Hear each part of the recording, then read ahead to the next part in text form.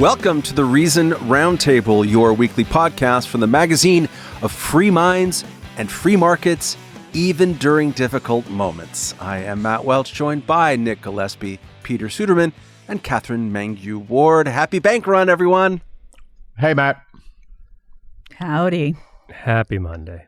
This is the most unhappy Monday, by the way. The Monday after daylight savings. Oh, it's a grumpy Monday. There's a lot of grumpy Mondays in my world, Catherine. So it's kind of, get in line. We are, that's a preview of things to come, by the way.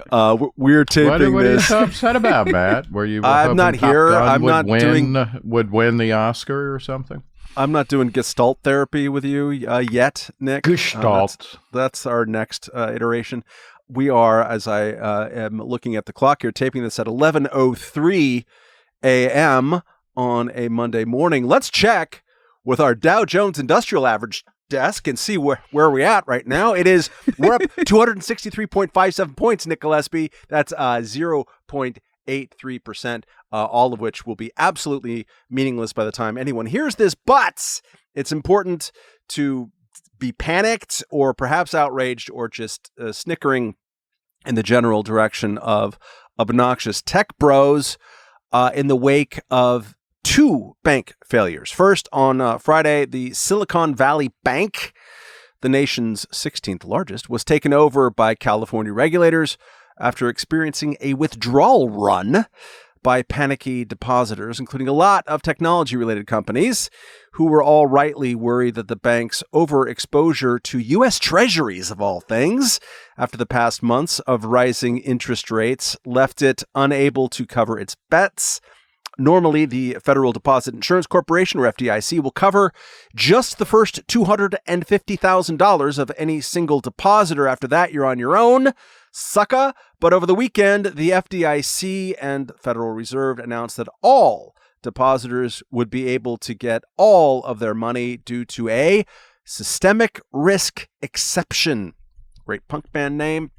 As if to prove the systemicity, Catherine? Yeah. The announcement covered the deposits of a second financial institution, the Signature Bank of New York, which was closed Sunday by state regulators. The feds claimed that, quote, no losses associated with the resolution of Silicon Valley Bank will be borne by the taxpayer. End quote. President Joseph Robinette Biden II added, the solution also ensures that taxpayer dollars are not put at risk. Countered Elizabeth Nolan Brown in today's Reason Roundup. Yes, it's a bailout, and yes, it's unwise.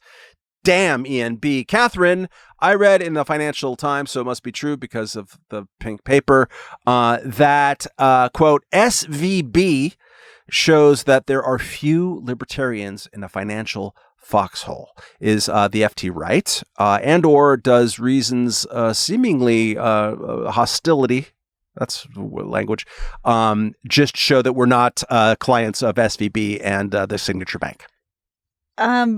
I do like the pink paper, so I want to give them that, but they are otherwise misguided here. Of course there is such a thing as a principled libertarian, and this is just like absolutely absurd to suggest otherwise.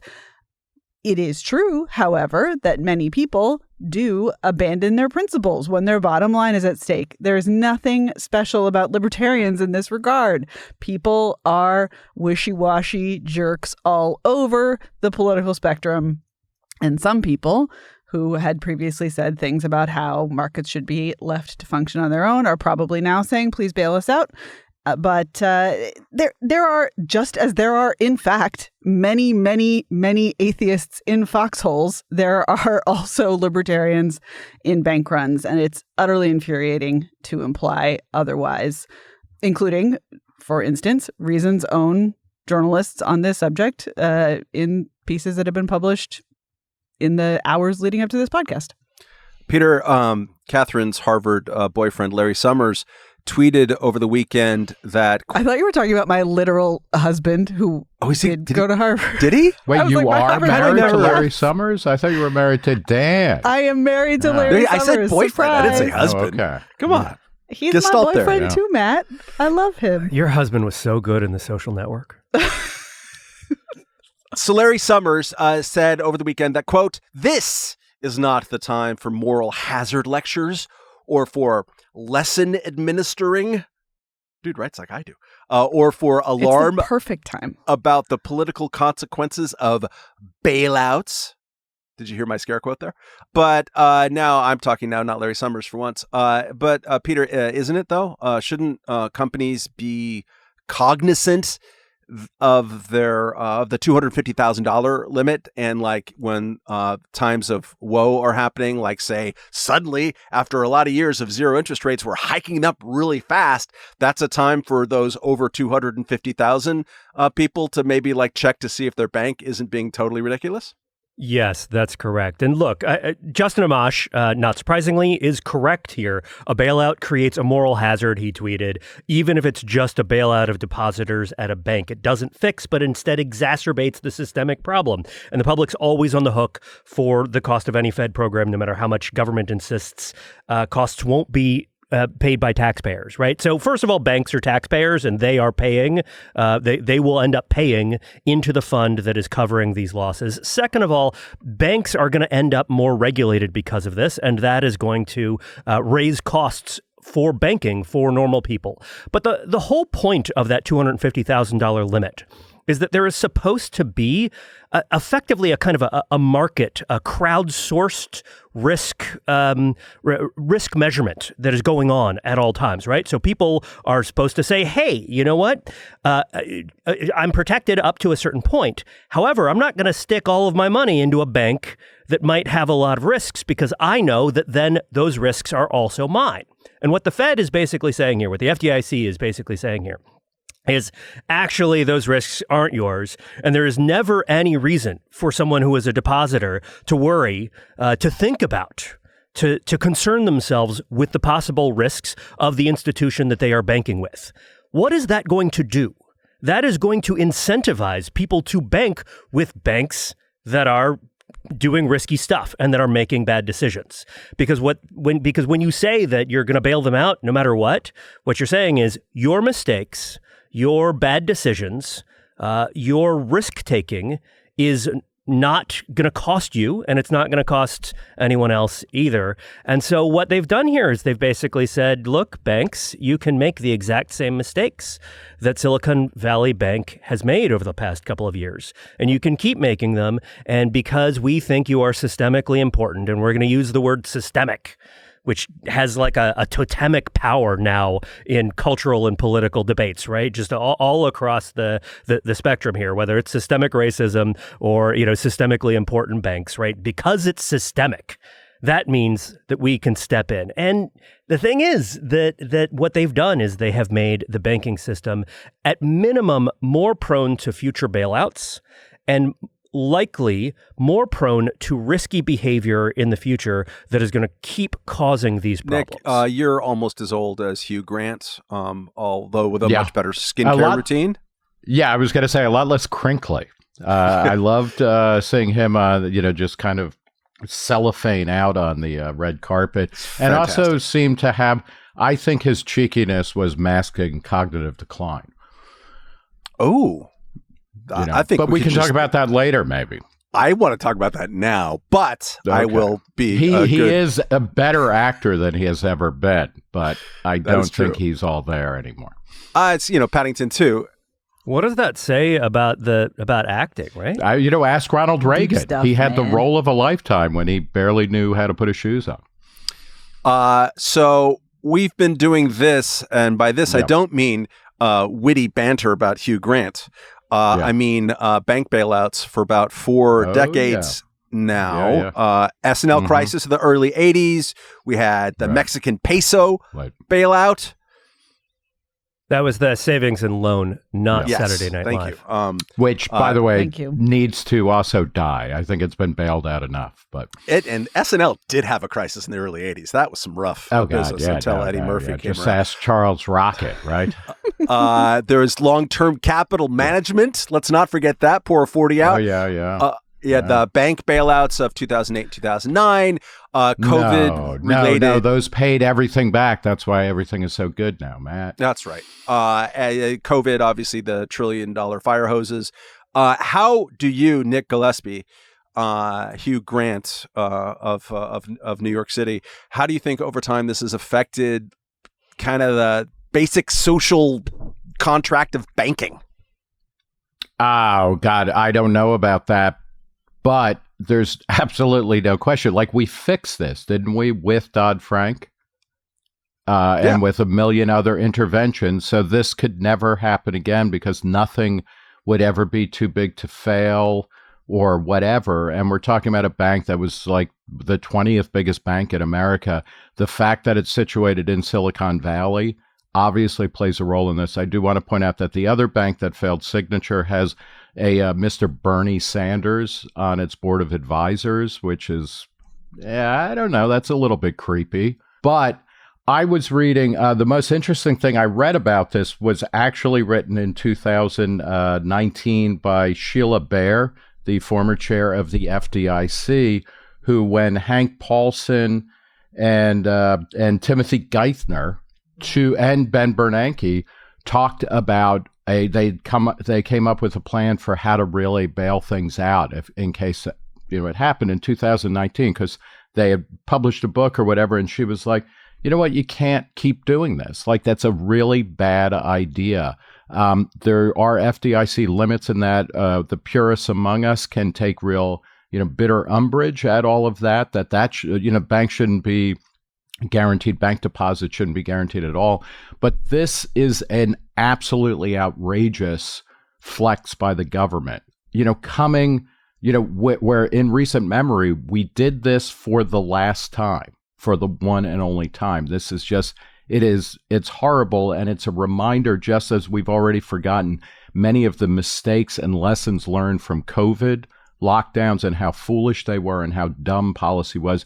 We learned all these lessons, a dozen years ago. And here we are now just doing the same thing over and over again in order to stabilize the economy, blah, blah, blah. As I think Peter said, there's going to be a bunch of new bank regulations that come out of this that will make sure that this doesn't happen again for 5 or 10 years. But it should be extremely outraging to everybody. So can I actually just say something here, since Nick brought up COVID? Because I think that that people are underrating the role that COVID policy played in the bank meltdown here, right? This is the compound effect of years of terrible policy, and not just previous bank bailouts. Because in some ways what happened here was that during COVID, tech stocks and tech companies and startups just got absolutely flooded with cash, in part because people were staying home using technology, right? And so that's where people who had money to spend were spending their money on digital virtual stuff that they could access online, which meant that the tech startup world was just absolutely booming. Because the tech startup world was absolutely booming, they had a bunch of extra money and they needed to bank that money somewhere. So they put that money in Silicon Valley Bank. Well, now Silicon Valley Bank had a bunch of extra money. And what they did with that money was they invested it basically in government bonds that at the time were really quite low interest. And then what happened, of course, over the past year is that interest rates have started going up, in part because the Fed is trying to tamp down on the inflation that it was at least partially and arguably substantially caused by all of the money that the federal government spent during COVID to give everybody a lot of money so that they would be able to buy a lot of stuff online. And so if you sort of rewind the clock several years, and we hadn't done a year of, people call them lockdowns, let's just say business closures, and like a very, very strong cultural expectation that everybody stay the fuck home and not go anywhere and just like binge Netflix for a year. If we hadn't done that, then this probably wouldn't be happening. We would probably not be in this situation if we hadn't wildly overreacted first to COVID in terms of social expectations about what people are going to be allowed to do, and second in terms of the fiscal response of spending about $6 trillion, depending on how you count it, over the course of about a year to give money to people directly, to give money to companies, right, to just inject a huge amount of money into the economy. And all of this is a compound result of years at this point of really, really terrible response Catherine, to the pandemic. If I may, also just to build on that real quickly, it's also, if you wind it back to 2008, in the beginning of 2008, George Bush did a stimulative tax cut to families with kids. Obama pushed that into new territory. There was also the TARP stuff. Like, we have been a bailout nation for a long time now. And I agree completely with what Peter was saying. And it also, it broke the glass ceiling on the federal budget to a point. We're going to be talking about Biden's budget, I know, in a bit. But it's like, we are spending unthinkable amounts of money, and it just keeps going up and up and up. And so these are all things like this. It really, I think it comes back to the end of fiscal responsibility that really started with George W. Bush and his first couple of budgets. I mean, we need to remember that he basically increased federal spending by 50% in 8 years in real terms. And that, of course, goes beyond just war spending, which Nick yeah, wrote absolutely. about He increased domestic spending, by that much. Catherine, we've already referenced Dodd-Frank a couple of times here, and as Nick was talking about how Dodd-Frank was going to prevent this from ever happening again. Let's not forget that Sarbanes-Oxley was going to prevent this from never happening again, which was passed in the wake of Enron. Both were described in almost identical language by the presidents signing them under law as like containing this once and for all. Joe Biden, Catherine, not your boyfriend, this morning said as part of his reassuring remarks to the nation that some of the blame for what happened perhaps can fall on the shoulders of Donald Trump because he rolled back some of those Dodd-Frank regulations that were going to make sure that this never happened again. I remember kind of through the long COVID haze that right as the great financial crisis happened in September of 2008, I think I assigned you to like take a searing moral inventory of whether deregulation, as everyone was saying, except for like Matt Kibbe was the only one not saying this at the time. Michael Flynn, God rest his soul. But to take a look, like, hey, look, did we get there because of deregulation? Remind us of what you found in those pokings and what that might tell us, or just like kind of frame us as we process similar claims this time around. Yeah, I mean, they followed exactly the same template of blaming the most recent minor rollback of a regulation in the banking sector, which remains one of the most regulated sectors in our economy. Like the idea that, and of course Nick said in his nice old man voice, Glass-Steagall, which was at the time the thing that people talked a lot about. The partial repeal of the Glass-Steagall Act in 1999 was somehow to blame for the crisis in 2008. This is not the case. This is simply wrong. The political incentives are to look at the latest deregulation. If you like regulation, is to look at the latest little deregulation and say, it's probably that. The reason that I thought you were going to talk about my actual Harvard boyfriend / husband when you were talking about Larry Summers is that I had a convenient in-house expert on venture capital, since that is the industry in which my husband now works, this weekend, who was he was like a snowball of anger as the weekend went on, because if you're a libertarian in VC right now, you're not a happy person. And you should know about him that he is generally less inclined, I would say, to profanity than I am. And so it's meaningful when he says, parents, cover your children's ears. We keep fucking bailing these fucking fuckers out. That's what he said. I could quote him on. He was very upset about it as texts rolled in last night saying, whew, thank goodness, woo, everybody's safe. Wrong lesson learned, right? So his account of this is actually one in which you can at least tell a plausible story that it was regulations that contributed to this bank run specifically. And he pointed to a couple things that I just wanted to raise. One is, as Peter described, we had this situation where obviously, this is all in response to the raising of interest rates. Like, that's where the kind of initial movement comes from. The bank needed to raise capital. They did a sale. They had to do a second sale to balance the losses that were on the books from the first sale. Both of those sales arguably were, if not required by, at least kind of nudged by regulations about what your books can look like. Then they went into a quiet period. The SEC makes it illegal for you to explain what you were doing while you are doing stuff like this. You literally can't say to your depositors, to your investors, hey guys, I could see how these two transactions might make you nervous, but let me just explain real quick what we're doing. I think you'll see that it's fine. That's illegal, which is why he did this weird don't panic thing and then was like, is it? Because he really wasn't even probably supposed to say that. So there's at least one story here where it's the SEC's fault. And of course I love that story because the SEC is kind of always at fault. The Silicon Valley Bank is not the bank that my husband's company uses, but it is the bank that many of the companies he invests in uses. And what he said is a lot of those companies have failed.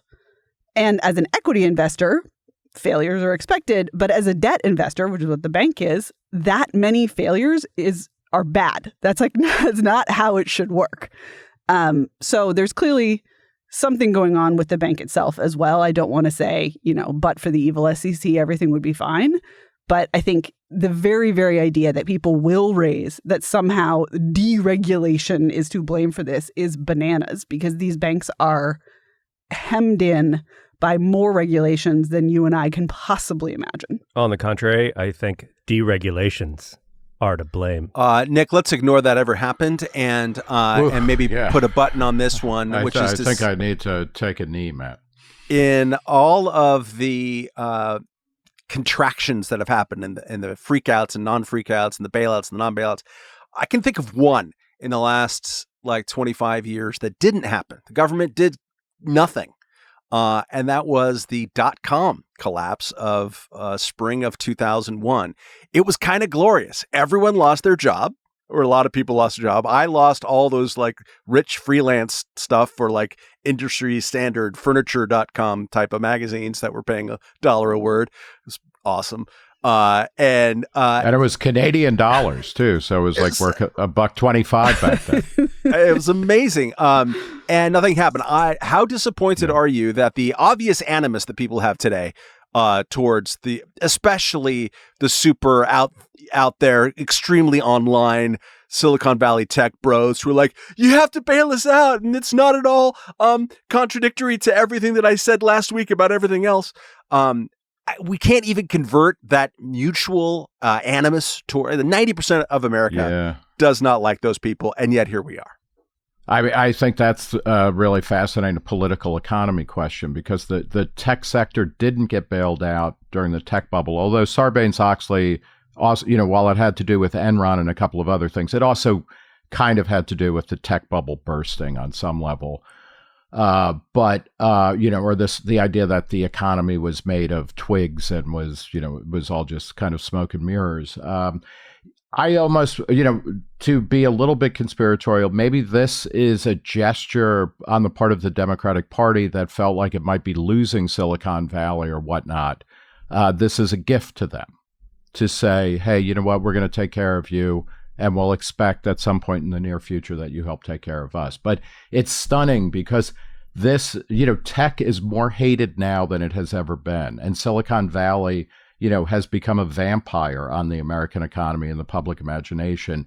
And for them especially to be receiving this, I hope that somebody smart and not somebody like Donald Trump really makes hay out of this. Because, the one thing that was good about the financial crisis is when people started to say, that businesses get to keep their gains, but they socialize their losses, like big business, politically connected industries, et cetera. That was absolutely true when we were talking about the financial crisis, and we should start talking about that again, because that is a terrible way to run an economy, where, the rich people have enough clout so that they never really lose. It's just bad. It does feel like our heads are just going to be crushed between the sides of the political horseshoe forever now. Like the idea that it's like there must be a big chunk of the left that's mad about this. I remember Occupy Wall Street. I know those guys are still around. Like Bernie exists. Bernie is on the board of a bank that just got guaranteed too. So he right. And so there's this gap between the rhetoric and the reality. There's this gap between the principles and the execution. And again, screw everybody who's out here being like, the real hypocrites, libertarians. Screw you guys. Let's shift. We've already previewed it a little bit. That lost somewhere in all this hubbub was that President Biden unveiled a $6.9 trillion with a dollar budget proposal. Has he done a tetrillion yet? Like a terabyte or something? A tetrabyte? It is true. It's always worth reminding people that it is the Congress that is constitutionally tasked with writing and passing the budget and not the chief executive. But what we've seen in the last 10 plus years is that as often as not, it's the president and the leaders in Congress who sit down at the very last minute and hash out their competing visions in a must-pass cromnibus on December 17th. So that's makes this worth looking at a little bit more closely, perhaps, than usual. And also, there is the constant Democratic refrain that budgets are actually statements of our values. So, Peter, what values is Joe Biden expressing with his proposed budget? Well, I think one value he's expressing is that he believes in fiscal nonsense.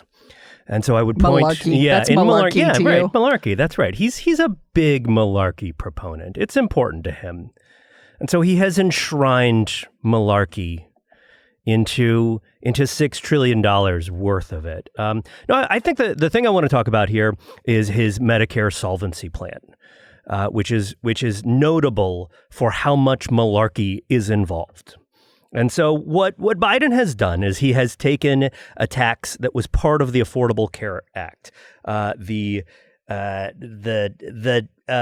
net investment income tax, which is sort of part of the HI payroll tax, right? And so Obamacare created a 3.8% tax that was sort of on investment. Rich people, et cetera, right? The idea was, this is just, we're going to tax the rich to pay for this.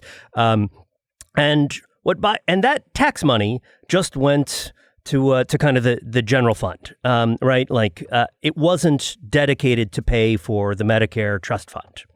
But what Biden has done is redirect that money so that it specifically goes into the Medicare trust fund, the hospital insurance fund that is set to be insolvent by the end of this decade. Now, let's take so what he's done is take a tax revenue stream that we already had and just said, well, now we're going to pretend that it goes directly into the trust fund. That's not raising any new money. That's just redirecting money. It doesn't actually make the trust fund any more solvent in any real sense. It just sort of says, well, now there's a dedicated funding stream outside of the trust fund itself. And remember, the trust fund was supposed to be self-sustaining, like when it was created all those years ago, right? So it is an admission that the trust fund, which of course is an accounting fiction to begin with, that the trust fund is just like can't sustain itself and requires some sort of outside funding. So they've done that, and then they've also raised it because, of course, when you create a new tax, as they did under Obamacare, that creates opportunities to take that tax and ratchet it up and turn that dial, right? So that you're getting more money out of it. You're taxing people even harder. And so this is in some ways a preview of the Democratic vision for the entitlement state, for Medicare in particular, but for old age entitlements generally, because right now they're not sustainable. And what it says is basically we're going to have to do a bunch of accounting tricks that just create fake money and make things look better on paper. And then also we're going to have to raise taxes a whole bunch. And that's the only way that we're going to be able to make this sustainable at all. And even then, we're still a couple of decades out from yet again running into insolvency. Nick, sorry. It's malarkey, and it's it's partially it's a fantasy, but it's also revealing about the Democratic vision for this sort of thing, because even if it's not going to happen, it's a sense of like this is what it would take for Nick, it to happen. let's presume a fictitious, non-malarchical world for a second. What would be wrong with making the old age entitlement formula more solvent by lifting the cap on payroll taxes and such, and increasing taxes on the rich? I wanted to just put in a word for plant-based malarkey. I think we need impossible malarkey or beyond malarkey. I would rather have that shoved down my throat than what we're getting now, right now. As to the question that I asked you. Yeah, I mean, part of it is that these systems, my basic critique, and I believe in a social welfare state that helps people who need it, merely continuing to tax unsustainable entitlements that are universal, it increases the size, scope, and spending of government. We're coming up on 70% of the federal budget is going to be, kind of mandatory spending, most of that between Social Security and Medicare. It's bad. If you are wealthy enough, you should pay for your own retirement and you should pay for your own health care.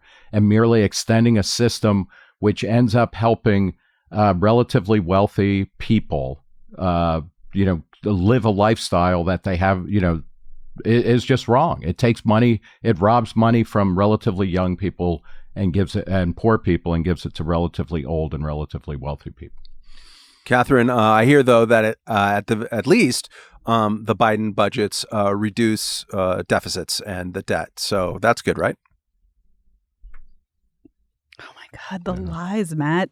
It's just more lies. I used to fight with you about whether it was a good idea to accuse politicians of lying when maybe they were just like using different standards or operating from different principles. But this is just a lie. So Biden's budget would shrink the primary deficit, which is the shortfall of government revenue to cover government expenses.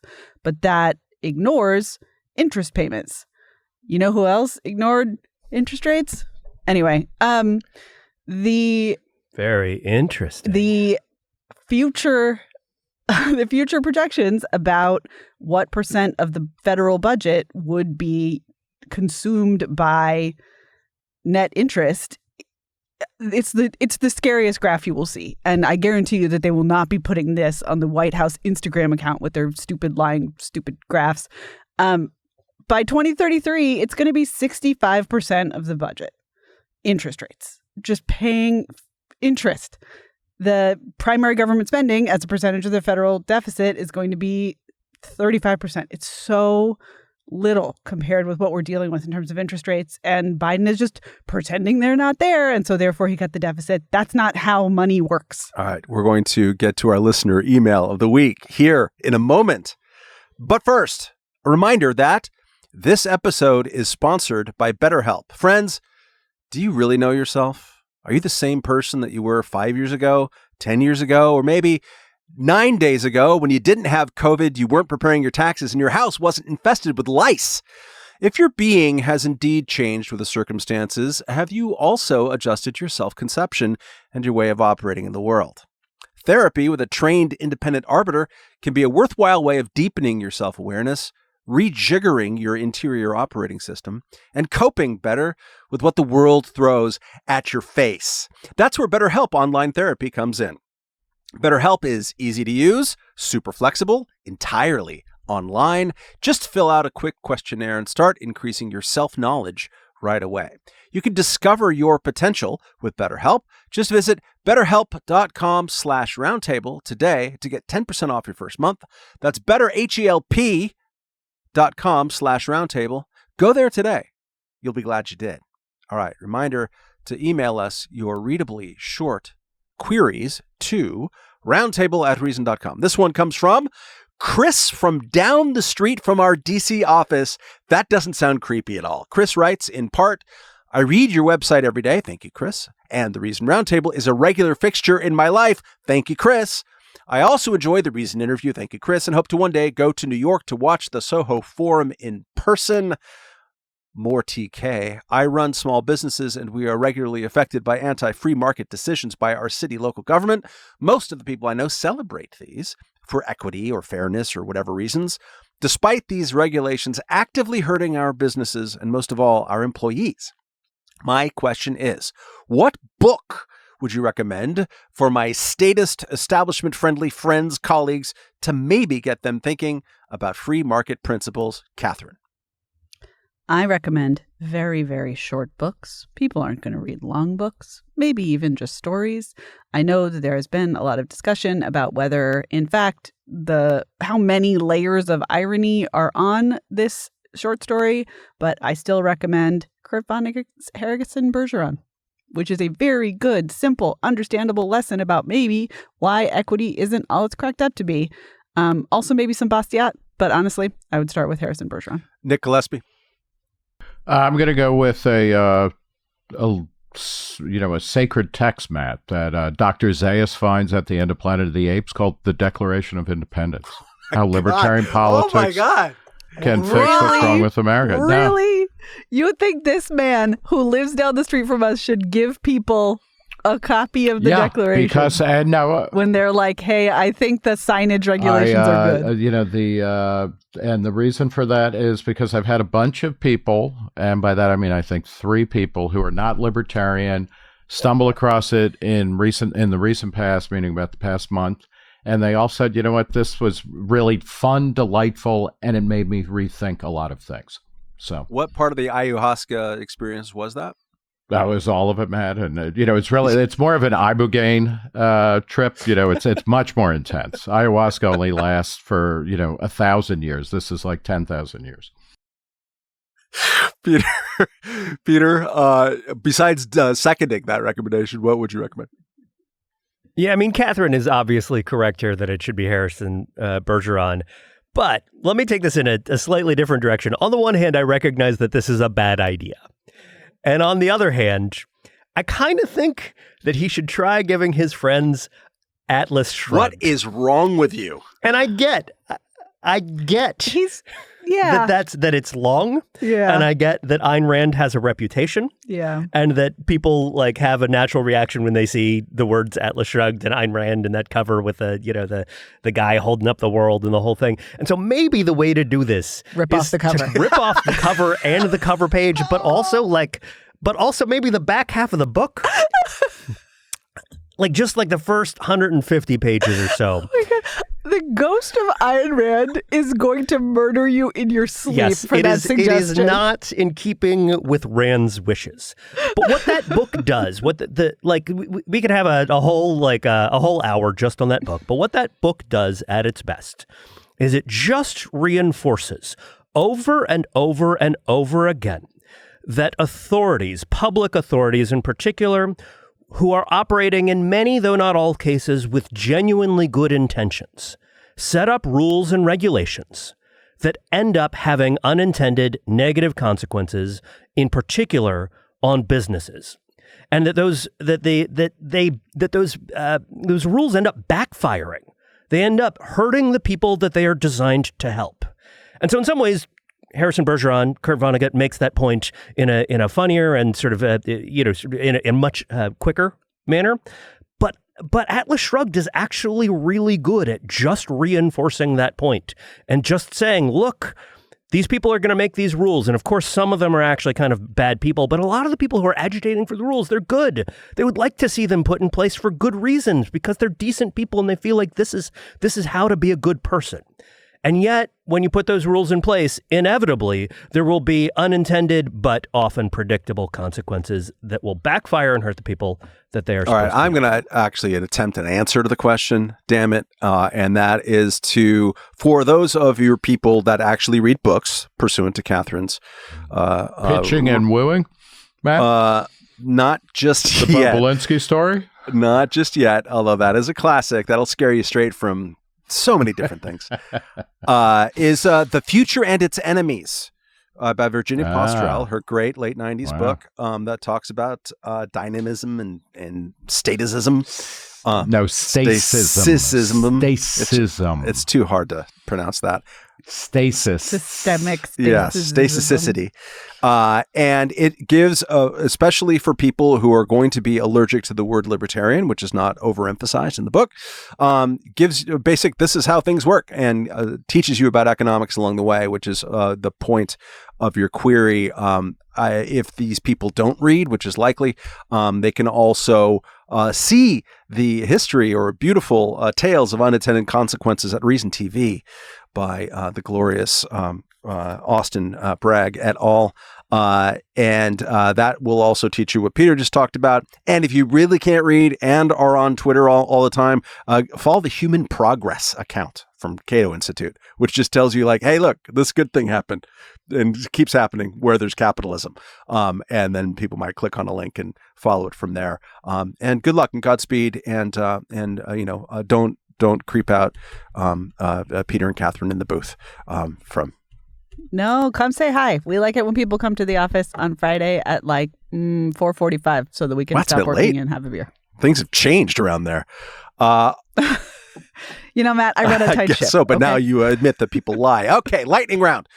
On Thursday, the Republican run House Judiciary Select Subcommittee on the Weaponization of the Federal Government. That's really what it's called. Invited journalists Matt Taibbi and Michael Schellenberger to testify about their work on the ongoing Twitter Files investigations. So called after new owner Elon Musk opened up some of his archives for various journalists to peruse. The company's cozy relationship with censorious types in and around government, particularly as concerns content related to COVID, January 6th riots, Hunter Biden's laptop, and alleged Russian disinformation. Taibbi, who has long been understood as considerably left of center, and Schellenberger, who's kind of a centrist Democrat type, I don't know how he calls himself these days, but that's how he used to be, were subject to just amazing contempt by Democratic lawmakers. It is fantastic. Click the links on all of these people. Yeah. They were described variously as so-called journalists, as in one case, actively dangerous. They're good. They're dangerous. That's right. I'm dangerous. And as profiteering in an unseemly way from their Twitter Files work, Taibbi wrote a piece about it that I recommend called "The Democrats Have Lost the Plot." Catherine, quickly, can you ruminate how the Democrats have indeed lost the plot? Yeah, looking at Matt Taibbi's face during that whole episode, like I've never identified more with a person on C-SPAN than in that moment. Like, so many of the questions, you could just see him. And he wrote about this in his newsletter. Like, he describes his experience there of largely of being one of him not being sure if they had really asked the question that was as stupid as the question they seemed to have asked was. And then having it slowly dawn on him that, yes, the stupid question was the one they had asked. And then trying to figure out how to not say, to an elected representative of the people of the United States, wow, that question is so stupid as to be unanswerable, over and over and over. And that, for the most part, was what was going on as far as I could tell. This hearing shouldn't have existed in the first place. And I think the conduct during that hearing made that point better than I think that hearing is perfectly legitimate.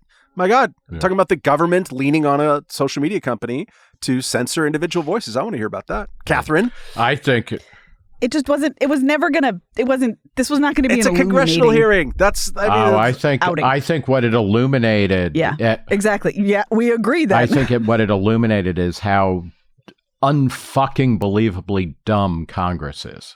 I mean, really, it should be mandatory viewing. If school kids had to watch the space shuttle blow up, they should be watching this.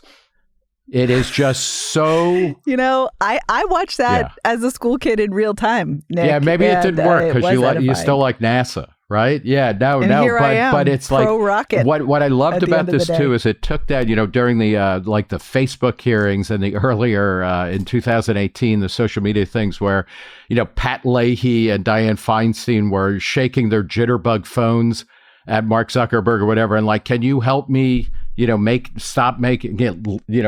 these weird noises or something like that.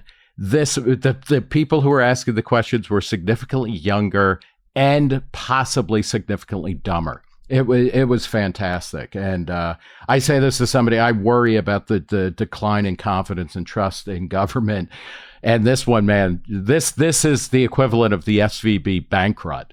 Like, nobody should be believing in government after watching even 5 minutes of that.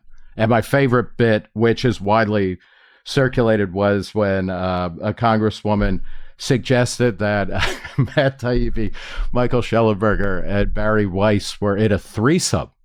Yeah. You know, or like, are you part of a threesome? And like, and it's just clear, like, there are just like squirrels in the heads of Congress people running around. They're like, they make Homer Simpson look like Albert Einstein. Peter, what was your reaction watching this? I mean, I'm with Nick. The best reason to oppose government oversight of social media and other media is listening to members of Congress talk about social media. And other media. All right, let's go to our end of podcast, what we have been consuming in the cultural sphere. Nick, let's go to you first. All right, thank you. And I watched, partly because it was nominated for an Oscar for short documentary. It did not win, but The Martha Mitchell Effect, which is available on Netflix. It came out last year. And it's by Anne Alberg, the director, Anne Alberg. And it is a fantastic look at one of the most interesting but kind of forgotten in time now aspects of the Watergate conspiracy and whatnot, where Martha Mitchell was married to John Mitchell, the absolutely scumbag attorney general of Richard Nixon. And she noticed when she was watching a TV account of the break into the Watergate that she knew one of the burglars, and that she wouldn't shut up about it. She thought she was protecting her husband from a cover-up that was going to, kind of take him down, not realizing that he was, neck deep in doing the cover-up and things like that. And she was gaslit by the Nixon White House, who started saying she was a drunk, she was held, a captive by the government, et cetera. And it gave rise to a psychological term, the Martha Mitchell effect, that was coined in the late 80s by a psychologist who said this is what happens when people talk publicly of things that seem to mark them as delusional, but they end up being right. I highly recommend watching the Martha Mitchell Effect. It's a brilliant kind of window onto a very fucked up and dark chapter in American history, and the way the presidency and the government used the media to certain types of effect and ultimately failed. Martha Mitchell, I should also add, if you're my age, and Matt, I suspect maybe you remember her too, she was this ghostly figure in my early childhood of an insane woman, like a housewife who yapped too much. That was her big problem. She was lippy and mouthy and insane, and it turned out she was absolutely right. It's a fantastic anti-government piece as well as a feminist piece in the best way possible. The Martha Mitchell Effect. Very, very Sazian also. Catherine, what did you consume? First, I need to issue a correction from a previous what I'm consuming.